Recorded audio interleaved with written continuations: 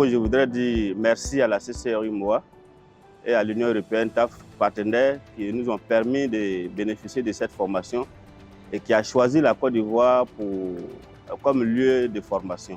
Et nous félicitons vraiment la Chambre consulaire régionale pour cette organisation à laquelle la commission de l'UEMOA a également pris part.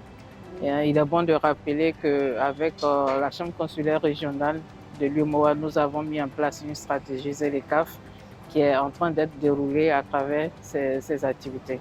Et c'était 72 heures de formation très enrichissant. Mais je crois que nous nous sommes enrichis d'abord de la connaissance de ces règles, mais mutuellement également parce que d'un pays à l'autre, il y avait des petites difficultés qui, partagées, nous ont permis d'avoir une certaine connaissance sur la ZLECAf.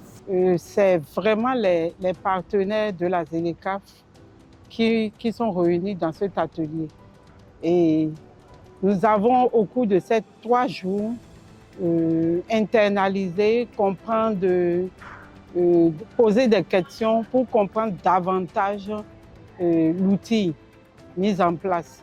Ça a permis à nous participants de cette formation d'être sensibilisés et d'être formés sur les règles d'origine de la ZLECAf et les concessions tarifaires adoptées par les États membres dans le cadre de la ZLECAf. Aujourd'hui, on a vu les règles d'origine, on a vu la liste de concessions tarifaires. Je crois qu'il y a bien d'autres éléments qu'on doit voir pour qu'on soit outillé vraiment pour aller à la rencontre de ces marchés, pour qu'on soit compétitif et en tirer le meilleur profit.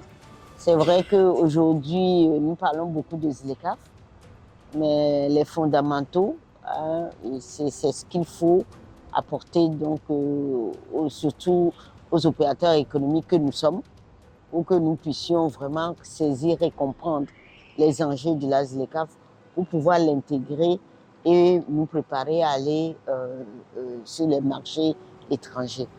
La formation, la sensibilisation doit continuer, surtout au niveau du secteur privé que je représente ici, pour que nous puissions vraiment prendre nos dispositions pour nous préparer. Au sortir de cet atelier, je pense qu'on peut sans nul doute dire que notre secteur privé a été outillé et qu'on pourra justement transmettre aux autres toutes les informations que nous avons pu acquérir au cours donc, de cet atelier-là.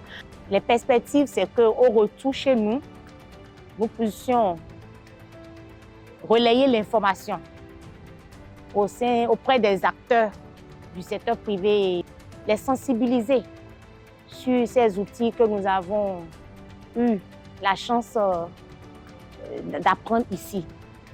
C'est avec ce sentiment que nous repartons d'Abidjan en ayant la ferme conviction que la ZLECAf a été une belle opportunité pour les différents acteurs du secteur privé, les acteurs qui sont performants dans des secteurs dans un pays A vont pouvoir satisfaire ceux du pays B sur les domaines dans lesquels ils excellent.